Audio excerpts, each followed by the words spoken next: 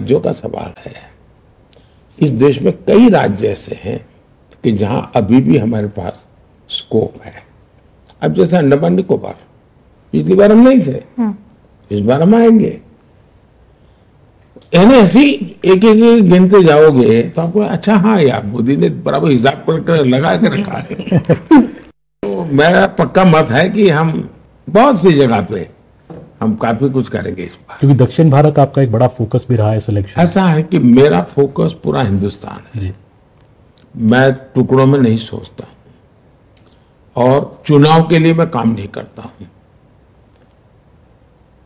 हम जीत करके इसलिए नहीं आए हैं कि अगली सरकार कैसे बनेगी, हम जीत करके इसलिए आए हैं कि आने वाले 5 साल में देश कैसा बनेगा। और इसलिए मेरी पूरी तपस्या या मेरा फोकस देश बने इसके लिए है। और जब देश बनाना है तो हिंदुस्तान का हर हिस्सा उसमें उतना ही, जैसे G20 मैंने किया, तो मैंने ये नहीं कहा कि बीजेपी के राज्यों में G20 होगा, हिंदुस्तान के हर कोई, अंडमान निकोबार में भी G20 होगा, लक्षद्वीप में भी G20 होगा। मैं पूरे देश को लेकर के चलता हूँ। सर, इसी से जुड़ा हुआ एक सवाल है कि आप जब भी आप सत्ता में रहे हो, चाहे वो सीएम रहे हो, आप पीएम रहे, कभी उड़ती है बात की ना खाऊंगा ना खाने दूंगा, एक नारा उठता है, भले ही आप ना देते हो, ना सोऊंगा ना सोने दूंगा। अब बात हो रही है एपेटाइजर 10 साल था, अब मेन कोर्स आना बाकी है। तो अब ये मेन कोर्स क्या है आने वाले 3rd टर्म के लिए? इसको देश की जनता भी जानना चाहती है हम लोग। उसके बहुत सारे पहलू हैं, देश को आगे ले जाने का बहुत सारे पहलू हैं। अगर मैं कहूं कि भविष्य में देश हमारा कैसे आगे बढ़ेगा, अब ये पूरी तरह हम टेक्नोलॉजी ड्रिवन एरा में है। अब टेक्नोलॉजी डिसरप्टिव है, ट्रांसफॉर्मेटिव है और इजीली एक्सेस है, यानी हर व्यक्ति बहुत अडॉप्ट कर लेता है तुरंत। ऐसी स्थिति में अगर आप बड़ी सहजता से चले तो मैं समझता हूं कि बहुत बड़ा स्कोप है। जहां तक मैं खाता नहीं, खाने देता नहीं, उसको आज की जो मेरी वो देशी भाषा है, आप लोग जो इस दुनिया से हैं वहां कहते हैं करप्शन के प्रति 0 टॉलरेंस, तो वो मेरा रहेगा ही। लेकिन एक चीज अब मैं और उसमें कोशिश कर रहा हूं कि हमारे इस प्रकार से काम करने वाली इंस्टीट्यूशंस है, उसमें की समाज में एक प्रतिष्ठा बढ़नी चाहिए। दुर्भाग्य से हम हमारे देश में जो मुझे अनुकूल नहीं वो सब निकम्मा, ये जो सोच है ये टोटली अनडेमोक्रेटिक सोच है। और उसी में से कुछ पत्रकारों को ब्लैकलिस्ट कर दिया जाए, वो उसी सोच का परिणाम है कि ये रिजेक्टेड। क्यों? क्योंकि तुम मेरे अनुकूल नहीं हो, बॉयकॉट। वो अनडेमोक्रेटिक है, लोकतंत्र की हत्या है वो। और इसलिए हमारी इंस्टीट्यूशंस के साथ भी वही हो रहा है। जैसे पत्रकार के साथ हो रहा है, तो मेरे अनुकूल नहीं तो निकम्मे। तो इंस्टीट्यूशन, तुम मेरे घर पे रेड मत करो, मैं तो चोरी करता रहूंगा, तो इंस्टीट्यूशन निकम्मी। ये जो लॉजिक चला है, मैं उसका उपाय क्या? उसका उपाय यही है कि हमने ऐसी शख्सियत और ऐसे शक्तियां, उसकी प्रतिष्ठा बढ़ा लीजिए, इनकी सामाजिक प्रतिष्ठा इतनी बढ़ाओ कि फिर कोई उसको हाथ नहीं लगा पाएगा। और मैं पक्का मानता हूं कि आने वाले दिनों में जब देश समझेगा कि भाई ये 2200 करोड़ रुपयों के ढेर टीवी के सामने दिख रहे हैं पहाड़ नोटों के, तो लोग देखें यार कोई तो सिस्टम होगी जिसने पकड़ा होगा, तो पता चलता है जब वो इंस्टीट्यूशन है, वो संस्था है, वो संस्था है, तो उसके जैसे सेना के प्रति आज एक सम्मान का भाव है, वैसा ही सम्मान का भाव जो देश के लिए काम करने वाले इंस्टीट्यूशंस है उनके पास होना चाहिए। तो वो भी मेरा एक मिशन है। जब प्रतिष्ठा बढ़ती है तो उनकी अपनी बुराइयां होती है, वो भी कम होती है। उनके भीतर कभी कभी बुराइयां जो आती हैं, आप मान सम्मान और तो उसको लगता है जीवन में बहुत मिल गया है जी, वो बुराइयों से बचता है। कि वो भी मनोवैज्ञानिक रूप से एक तरीका होता है। तीसरी बात है कि लोगों को तो ये लगेगा ठीक है सरकार ने पैसे ले लिए, हमारा क्या। तो मेरी कोशिश ये है कि न खाऊंगा न खाने दूंगा, वो आगे है। जिसने खाया है वो निकालूंगा और जिसका खाया उसको खिलाऊंगा। और इसलिए जैसे केरला में जो कोऑपरेटिव बैंक का नेटवर्क है वो लेफ्टिस्टों का है, ये वहां जो पार्टी है उसका है। इन्होंने क्या किया, ये लेफ्टिस्टों के लिए से बार छवि ऐसी है कि दूध के धुले हुए हैं। उन्होंने कोऑपरेटिव बैंक में एक बहुत बड़ा स्कैम किया हुआ है। गरीबों के पैसे हैं, मिडिल क्लास के पैसे हैं, सैलरी वाले सोसाइटी उसके पैसे हैं, और बच्चों की भलाई के लिए बेचारों ने पैसे बैंक में रखे हैं। ये बैंक डूब गई। क्यों डूबी?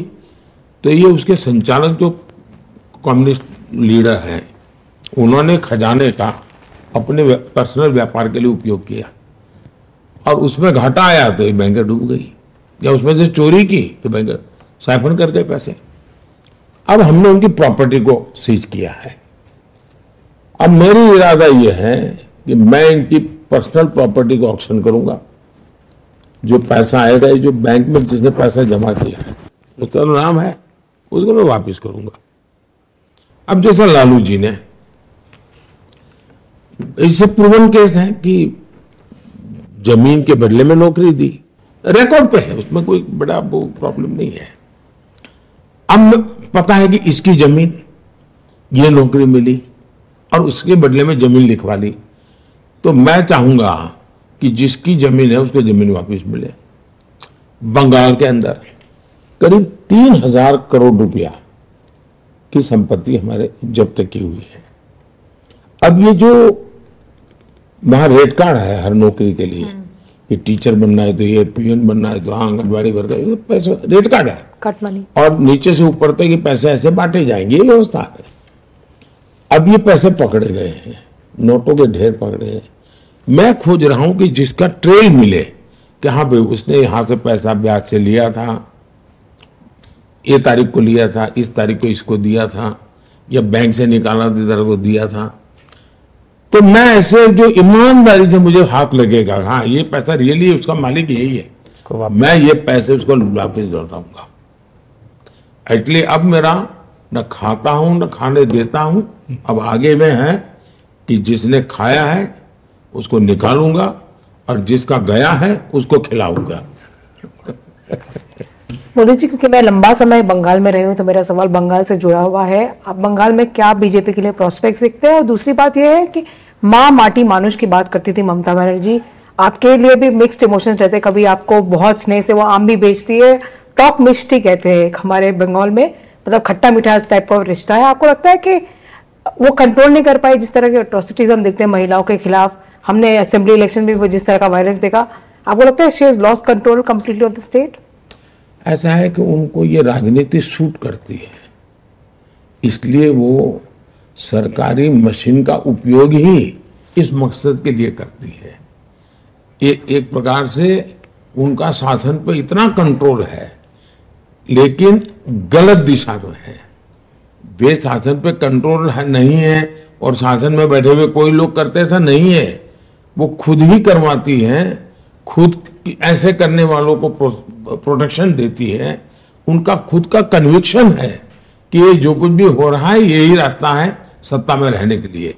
और मैं मानता हूं मुख्यमंत्री जी मुझे आम भेज दें या मिष्टी दही भेज दें, वो तो शायद एक प्रोटोकॉल के हिसाब से वो करते रहते हैं, मैं उनका धन्यवाद भी करूंगा। लेकिन इसका मतलब ये नहीं है कि जो गलत हो रहा है उसके विषय में हम आंख बंद रख सकते हैं, ये तो नहीं हो सकता है। आप बंगाल में क्या प्रोस्पेक्ट देखते हैं भाजपा के लिए, खास करके इस इलेक्शन? भारतीय जनता पार्टी एक बहुत ही सफलता, इतनी तेजी से बीजेपी का ग्रोथ किसी राज्य में नहीं हुआ जितना बंगाल में हुआ।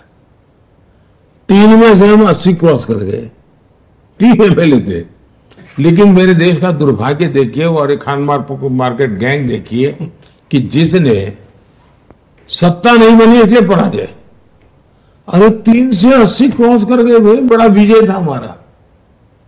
लेकिन खान मार्केट गैंग ने देख लिया कि भाई भाजपा के तो सपने खत्म हो गए। आज हमारे एमपी बंगाल में और बड़े शान से काम कर रहे हैं जी। और इसलिए भारतीय जनता पार्टी के लिए बहुत तेजी से विकास है, अद्भुत स्वीकृति है, समाज के सभी वर्गों में है। और अब बंगाल के लोग दूसरा विभाजन नहीं देखना चाहते। अब बंगाल को टूटता हुआ देखने की तैयारी बंगाल के लोगों की नहीं है। सर, बंगाल के बाद एक बार मैं दिल्ली को लेकर सवाल पूछना चाहता हूं। दिल्ली के मुख्यमंत्री अरविंद केजरीवाल 40 दिन तिहाड़ में गुजारे, बाहर चुनाव प्रचार वो कर रहे हैं। वो ये कह रहे हैं कि मतलब वो इकोसिस्टम या वो खुद इसको अपनी जीत बता रहे हैं, जैसे घोटाला हुआ नहीं। वो कह रहे हैं कि मुझे चुनाव जिताओगे तो मैं जेल नहीं जाऊंगा और रिजाइन बिल्कुल नहीं करूंगा, ये सब प्लॉट था मेरे अगेंस्ट। कह रहे हैं कि ये बेल है, मेरी जीत है। इसको आप किस तरह से देखते हैं सर? ऐसा है कि मैं व्यक्तिगत उनका जो मामला चल रहा है उस पर कोई भी टिप्पणी करूं उचित नहीं है, क्योंकि अभी मामला कोर्ट में है। मेरी चिंता कोई व्यक्ति नहीं है।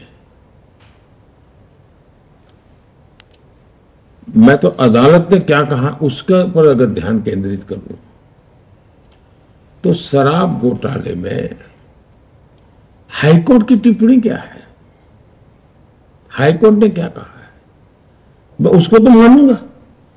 एजेंसी ने क्या किया है छोड़ो, किसी बीजेपी स्पोक्स पर्सन ने क्या कहा है वो छोड़ो, वो स्वयं क्या कहते हैं वो छोड़ो।